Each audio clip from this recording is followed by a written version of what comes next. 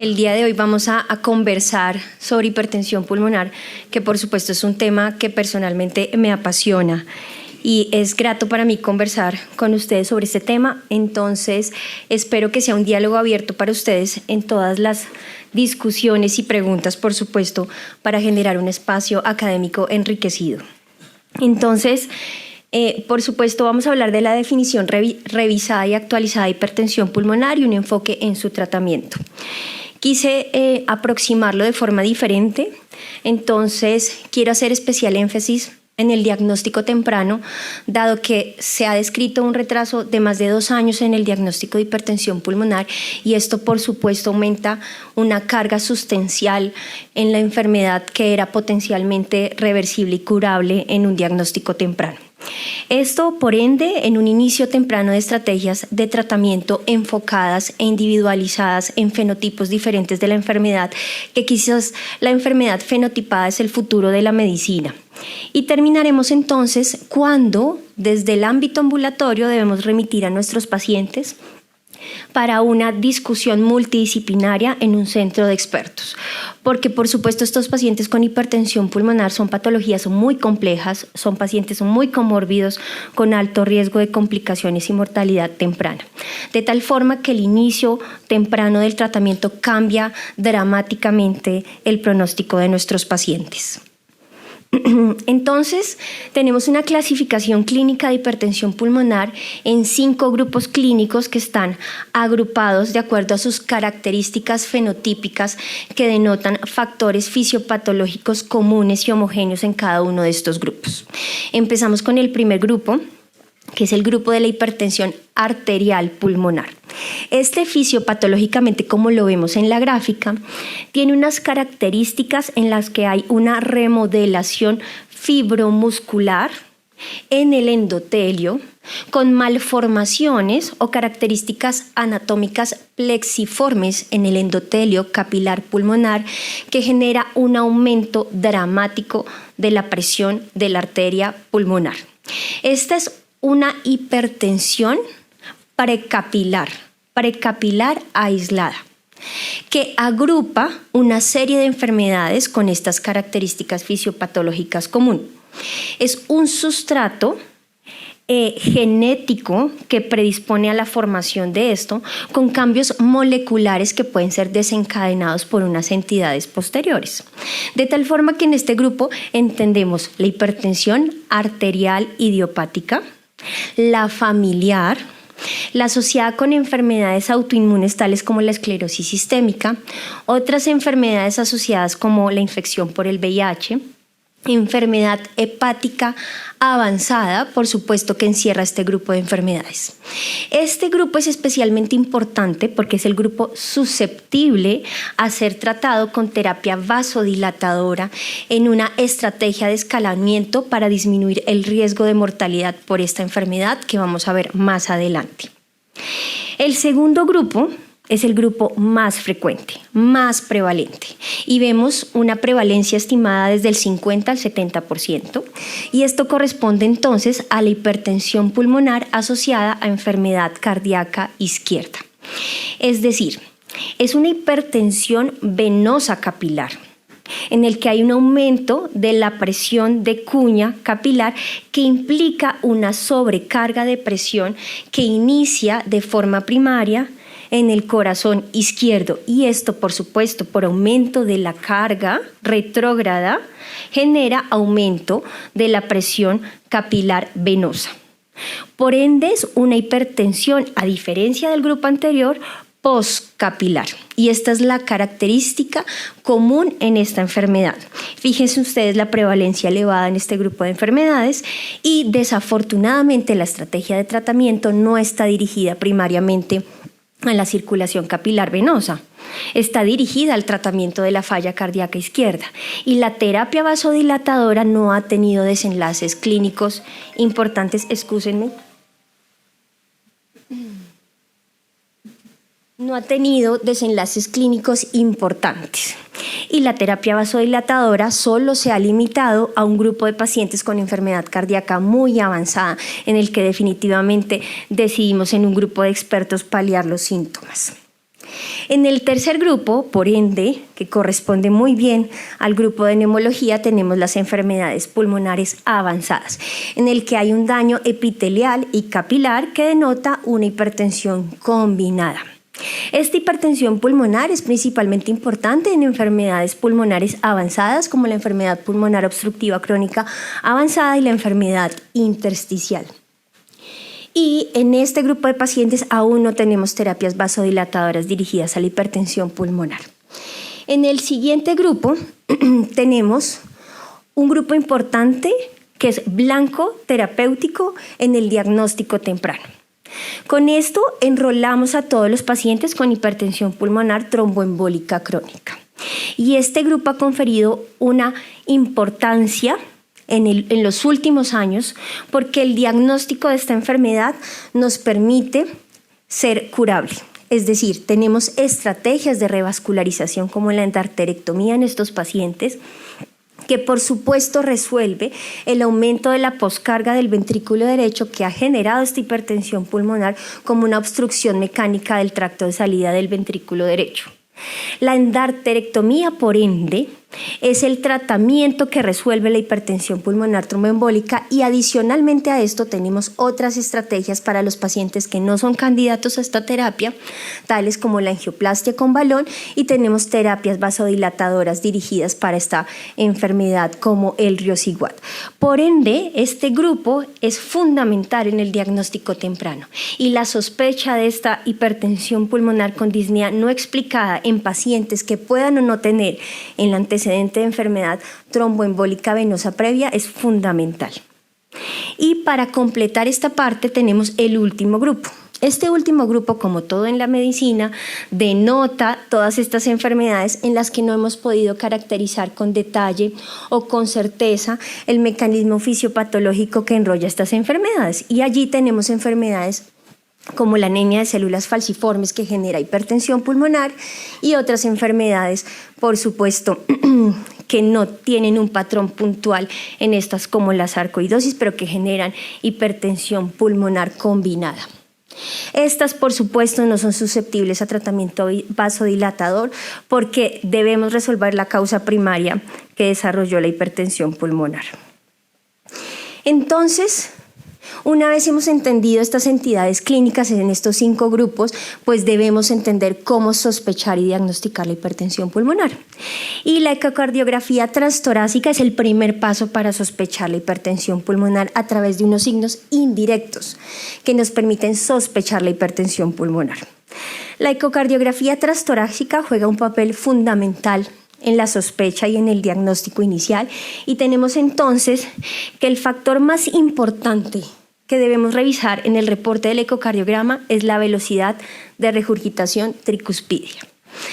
La velocidad de regurgitación tricuspidia, estimada a través de la insuficiencia a través de la válvula tricuspidia, nos permite calcular su velocidad y por ende estimar de forma indirecta como una medida subrogada la presión de la arteria pulmonar.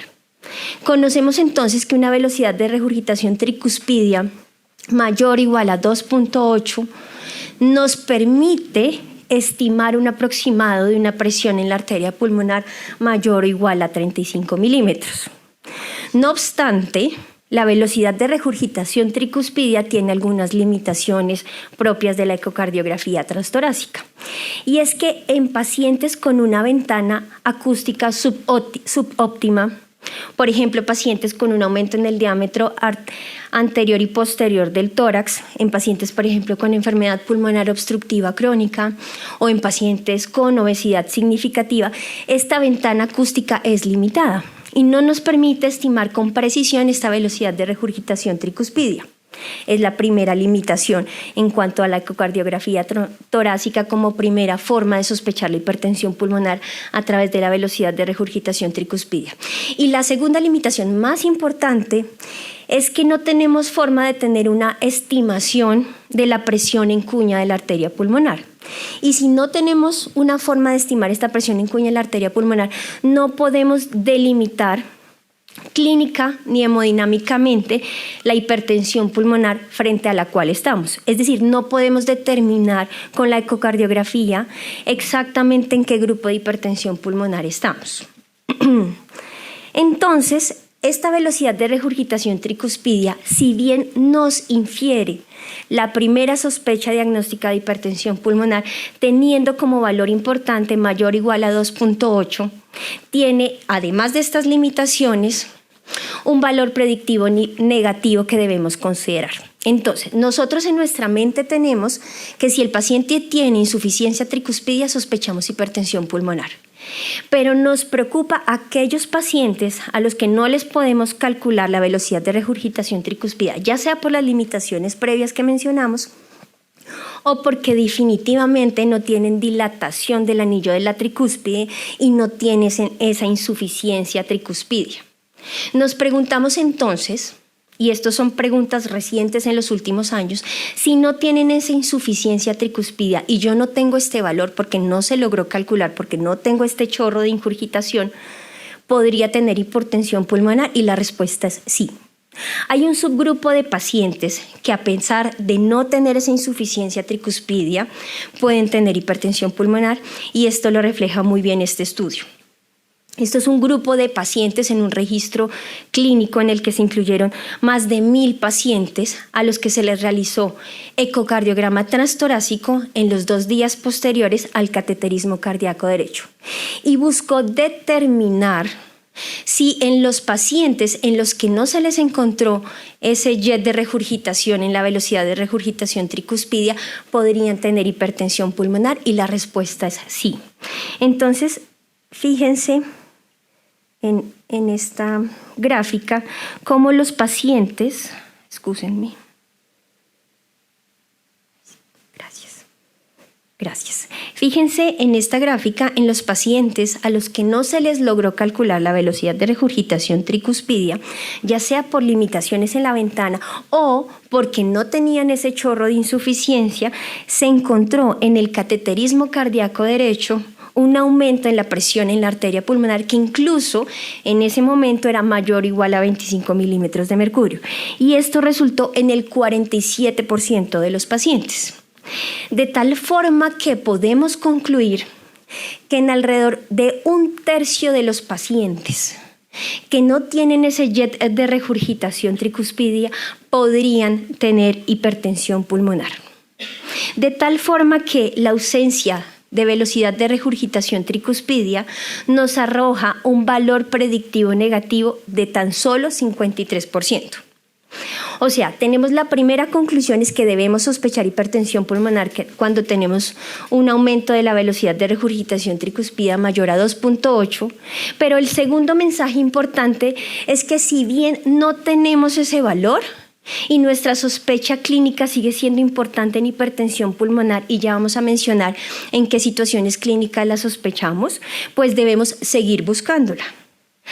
Así que si identificamos qué pacientes se han asociado de forma independiente con unas condiciones particulares para tener hipertensión pulmonar, vemos que en estos pacientes, que además tenían otros signos de disfunción del ventrículo derecho, que es otro de los parámetros que vamos a mirar en el ecocardiograma, tales como un aumento del diámetro de la arteria pulmonar, y en pacientes muy comórbidos como pacientes con enfermedad cardíaca, con diabetes, con enfermedad pulmonar obstructiva y en pacientes con obesidad, estos factores se han asociado de forma independiente a tener hipertensión pulmonar a pesar de no tener un jet de regurgitación tricuspidia elevado.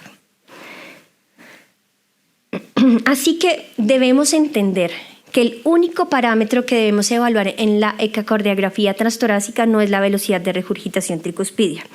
Debemos tener una combinación de otros factores que vamos a mirar en el ecocardiograma, tales como la dilatación de la aurícula derecha, la relación del diámetro del ventrículo derecho al ventrículo izquierdo, por ende un aumento del diámetro del ventrículo derecho, un aplanamiento del septum interventricular, que eso implica un aumento de sobrecarga del ventrículo derecho, que nos está hablando de forma indirecta de un crecimiento de las cavidades derechas y un aumento en la carga, en la sobrecarga del ventrículo derecho, y por supuesto una disminución de la función sistólica del ventrículo derecho.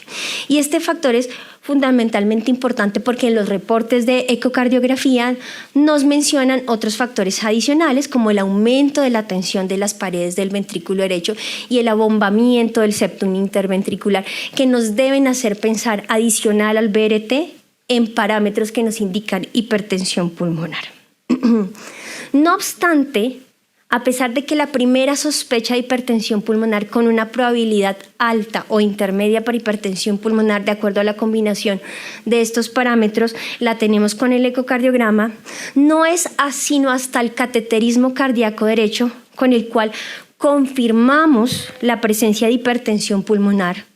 Podemos determinar el grupo clínico de la hipertensión pulmonar y la gravedad de la hipertensión pulmonar. Entonces tenemos la nueva definición de hipertensión pulmonar recientemente publicada, en el que los valores de la presión de la arteria pulmonar media han sido modificados. Entonces tenemos el primer grupo, como lo mencionábamos en los grupos clínicos de hipertensión pulmonar, en el que se define hipertensión pulmonar arterial cuando la presión media de la arteria pulmonar es mayor o igual a 20 milímetros de mercurio.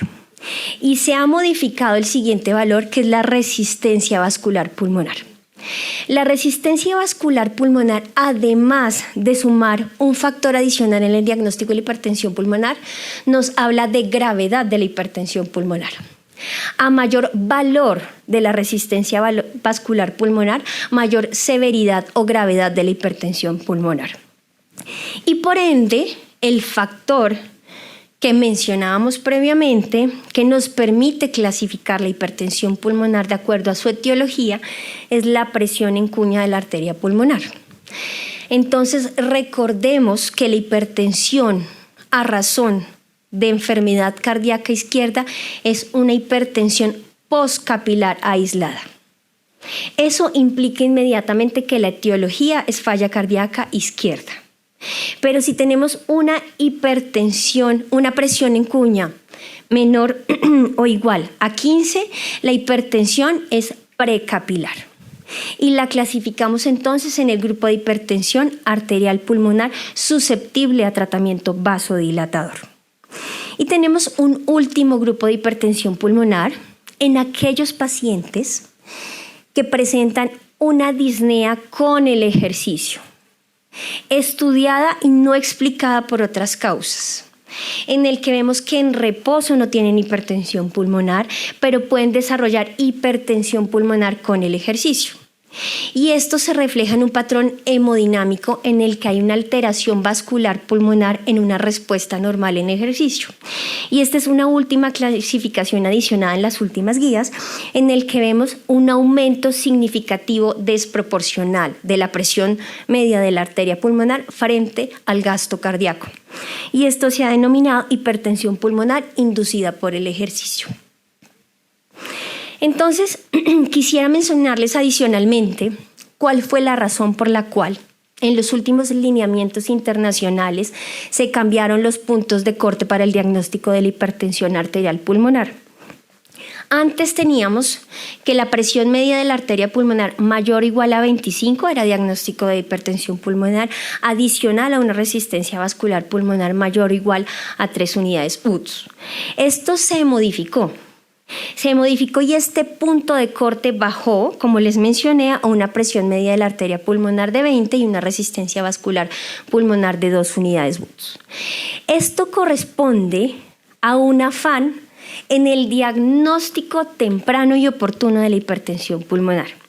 Fijémonos entonces en esta cohorte de pacientes descritos, en el que vemos que los pacientes en los que tenían una presión con un punto de corte, una presión media de la arteria pulmonar con un punto de corte de 20, tenían un aumento sostenido y significativo de la mortalidad. Y esto se correlacionó adicionalmente con un punto de corte de 2 unidades UTS. Eso quiere decir que si nosotros tenemos a nuestro paciente con una sospecha de hipertensión pulmonar con los hallazgos indirectos del ecocardiograma, en los que decidimos realizarle un cateterismo cardíaco derecho y tenemos esta ventana de 20 a 25 en aumento de la presión de la arteria pulmonar con mayor a 2 mayor o igual a 2 unidades Boots, debemos pensar en nuestra mente que ya hay un aumento significativo de la morbilidad y por ende la mortalidad a largo plazo. La pregunta es si los intervenimos tempranos, se detiene este proceso de remodelación vascular pulmonar y cambiamos este pronóstico. Esto es la respuesta más importante que está en curso. Entonces, ¿cuándo consideramos la hipertensión pulmonar? Cuando clínicamente nuestro paciente nos manifiesta una disnea que no es explicable por otras causas. Hemos estudiado todas las posibles causas y no encontramos esta causa de la disnea. Lo que vamos a sospechar es hipertensión pulmonar. Esto, el siguiente paso, implica la solicitud de un ecocardiograma transtorácico. En el ecocardiograma transtorácico vamos a evaluar la velocidad de regurgitación tricuspidia. Y sospechamos hipertensión pulmonar con mayor probabilidad, es decir, lo clasificamos como alta probabilidad de hipertensión pulmonar cuando tenemos una velocidad de regurgitación tricuspidia mayor a 2.8. El siguiente paso, por supuesto, es considerar en un grupo multidisciplinario la realización del cateterismo cardíaco derecho, y una vez hemos delimitado el grupo de la hipertensión pulmonar, seguimos a la clasificación del riesgo. ¿Del riesgo qué? Del riesgo de mortalidad. Y lo clasificamos a nuestros pacientes como un riesgo de mortalidad bajo, intermedio o alto. ¿A quiénes vamos a clasificar como riesgo bajo? A los que en las grandes cohortes de pacientes los resultados han estimado una mortalidad menor al 5%. Estos pacientes, ¿quiénes son? ¿Qué características tienen? Entonces, tienen ausencia de signos de falla cardíaca, tienen una progresión muy lenta de estos síntomas, no presentan síncope, tienen una clase funcional adecuada y tienen unos parámetros hemodinámicos que nos permite determinar que no hay una sobrecarga del ventrículo derecho. ¿Cuáles son estos? Por supuesto, un valor del BNP o del NT-proBNP, y estos dos valores están validados en hipertensión pulmonar para determinar la sobrecarga del ventrículo derecho. En el ecocardiograma vamos a evaluar los otros valores que ya mencionamos, como el diámetro de la aurícula derecha, la función sistólica del ventrículo derecho y si hay o no derrame pericárdico. La presencia o la ausencia del derrame pericárdico debe a ustedes alarmarlos en la gravedad de la hipertensión pulmonar. Y por supuesto unos parámetros hemodinámicos que vamos a considerar si tenemos ya el cateterismo cardíaco derecho, tales como el índice cardíaco mayor de 2.5, la saturación venosa de oxígeno y el índice del volumen sistólico. Entonces, la siguiente pregunta que íbamos a responder en esta discusión es ¿a quiénes vamos a remitir a un centro de expertos? Una vez hemos hecho toda esta aproximación ambulatoria de nuestro paciente con sospecha de hipertensión pulmonar y hemos o no confirmado la hipertensión pulmonar, vamos a remitir simultáneamente a nuestros pacientes a un centro de expertos si tienen alguna de estas condiciones. Si tienen, por supuesto, las condiciones que indican que es un paciente de riesgo alto de complicaciones, ¿sí? Es decir, todos los pacientes que no están en la tabla anterior de bajo riesgo deben ser remitidos a un centro de expertos multidisciplinario, porque son casos muy complejos que implican una discusión muy nutrida y enriquecida para buscar la mejor estrategia de tratamiento con nuestros pacientes. Entonces, ¿a quiénes vamos a remitir? A los pacientes que tengan una progresión rápida de los síntomas. ¿Y en qué tiempo vamos a evaluar? En un tiempo no mayor a 3 meses. Es decir, no vamos a esperar a seguir a nuestro paciente un año para determinar si sus síntomas progresaron rápidamente. En un periodo de 3 meses vamos a determinar si los síntomas progresaron. ¿Cuáles son esos síntomas? Síncope, dolor torácico y clase funcional. Los pacientes con una clase funcional de 3 o mayor ya deben ser remitidos a un centro de expertos. Presíncope o síncope, es decir, si el paciente en reposo está bien, pero cuando realiza una actividad física mínima presenta síncope o presíncope, debe ser remitido. que tengan signos clínicos de sobrecarga o de insuficiencia del ventrículo derecho, que tengan en el ecocardiograma signos de disfunción del ventrículo derecho, dilatación del ventrículo derecho, una función sistólica como el desplazamiento del anillo tricuspidio que implica disminución de la función sistólica del ventrículo derecho. Las pacientes embarazadas. Las pacientes embarazadas con hipertensión pulmonar tienen un alto riesgo de complicaciones e implica unas estrategias terapéuticas diferentes. Entonces deben ser remitidas inmediatamente al centro de expertos. Por supuesto, la enfermedad tromboembólica venosa, la hipertensión pulmonar por tromboembolismo pulmonar crónico o por enfermedad embólica crónica. ¿Por qué razón? Porque les mencionaba que este grupo de pacientes son susceptibles a tratamiento curable, potencialmente curable. Por eso remitirlos de forma temprana para estrategias de revascularización y terapia vasodilatadora cambia dramáticamente el pronóstico y los coloca en un subgrupo de pacientes tratables y potencialmente curables. Y por supuesto a los pacientes en los que consideramos la terapia vasodilatadora. Entonces, adicionalmente, gracias, que quede claro a qué pacientes en el cateterismo cardíaco derecho vamos a llevar a test de vasorreactividad. Y esto es una pregunta muy común en la práctica clínica. Una vez hemos solicitado el cateterismo cardíaco derecho, ¿a quiénes adicionalmente les vamos a enviar el test de vasorreactividad? Les vamos a enviar a la hipertensión arterial idiopática, a la que sospechamos que tenga un componente genético o hereditario, o a la hipertensión que suponemos que es inducida por fármacos, que no les he mencionado que está clasificada en el grupo 1, es decir, susceptible a tratamiento. ¿Qué fármacos se han relacionado con la hipertensión pulmonar? Los fármacos anorexigénicos, las metanfetaminas y algunos fármacos de quimioterapia como el dasatinib. Esta prueba la hacemos con vasodilatadores, especialmente óxido nítrico inhalado, y consideramos una respuesta positiva con una reducción mayor o igual a 10 milímetros de mercurio para alcanzar una presión en la arteria pulmonar media menor o igual a 40.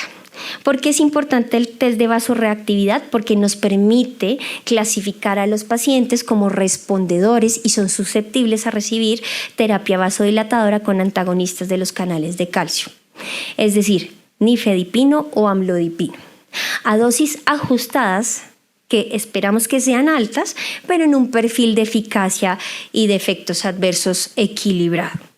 Estos pacientes, aunque son un subgrupo de pacientes muy pequeños, es decir, alrededor del 12% de todos los pacientes que enviamos a test de vasorreactividad son positivos para estos, los que son positivos tienen una probabilidad mayor del 50% de tener una respuesta favorable sostenida en el tiempo. Es decir, el pronóstico cambia. Los que responden a terapia vasodilatadora con antagonistas del calcio tienen una respuesta sostenida en el tiempo y esto cambia el pronóstico. No obstante, ya para terminar en las estrategias de tratamiento, si el paciente es no respondedor a test de vasorreactividad o no estaba indicado el test de vasorreactividad, lo clasificamos en este grupo de pacientes. Entonces vamos a clasificarlos de acuerdo al riesgo. Para elegir la estrategia terapéutica en monoterapia o terapia combinada, la justificación es la estratificación del riesgo. Es decir, la estratificación de riesgo con escalas validadas como la que vimos previamente, que tiene en cuenta todos los factores que ya mencionamos. La progresión de los síntomas de falla cardíaca, las variables hemodinámicas, los signos de disfunción del ventrículo derecho. Y de acuerdo con esto vamos a determinar si iniciamos con monoterapia vasodilatadora, con antagonistas de los receptores de endotelina o iniciamos con una terapia combinada, en el que combinamos un antagonista del receptor de endotelina más un inhibidor de la fosfodiesterasa 5. No obstante, si el paciente sigue siendo de muy alto riesgo y no hemos logrado que este paciente sea reclasificado como de riesgo intermedio o riesgo bajo, ¿sí?, en un plazo de alrededor de 3 a 6 meses, pues debemos considerar en avanzar en la terapia. Y afortunadamente tenemos en estos últimos años otras estrategias vasodilatadoras de tratamiento, tales como los agonistas orales de la prostaciclina, que serían candidatos a aquellos pacientes que, a pesar de tener terapia combinada con estos dos grupos de pacientes, no logramos disminuir su riesgo de mortalidad. Es decir, no logramos compensar clínica y hemodinámicamente a nuestros pacientes, y quienes serían entonces candidatos a avanzar en la terapia con una terapia triple, con un agonista oral de la prostaciclina. Entonces, aquellos pacientes que siguen con un diámetro de la arteria pulmonar significativamente alto, que tienen un índice cardíaco bajo, es decir, que esa sobrecarga del ventrículo derecho por hipertensión pulmonar genera una disfunción del ventrículo izquierdo persistente, en pacientes que tengan saturación venosa de oxígeno disminuida, que su funcionalidad sea considerablemente reducida y la hayamos objetivado con una caminata de 6 minutos, que es uno de los factores que consideramos como respuesta clínica importante en la terapia vasodilatadora, es decir, que caminen muy poco. ¿Y que es caminar muy poco? Que caminen menos de 320 metros en la caminata de 6 minutos y que tengan otra medida objetiva de sobrecarga del ventrículo derecho, como el valor del NT o del BNP, y que siga persistentemente elevado. Entonces, fíjense ustedes que ya para terminar, quiero concluirles que el diagnóstico temprano de la hipertensión pulmonar nos permite estrategias de tratamiento tempranas. Sin embargo, quiero mencionarles que estos estudios con terapia vasodilatadora, como fueron previos a la nueva definición hemodinámica de hipertensión pulmonar, pues fueron estudios que se realizaron en pacientes con presión media de la arteria pulmonar en la definición anterior, es decir, mayor o igual a 25. Y tenemos aún una zona gris en la que no se han publicado estudios en pacientes con 20 a 25 de presión arterial, de presión media de la arteria pulmonar. Y tenemos estrategias de tratamiento que definitivamente cambian el curso y el pronóstico de nuestros pacientes. Muchas gracias.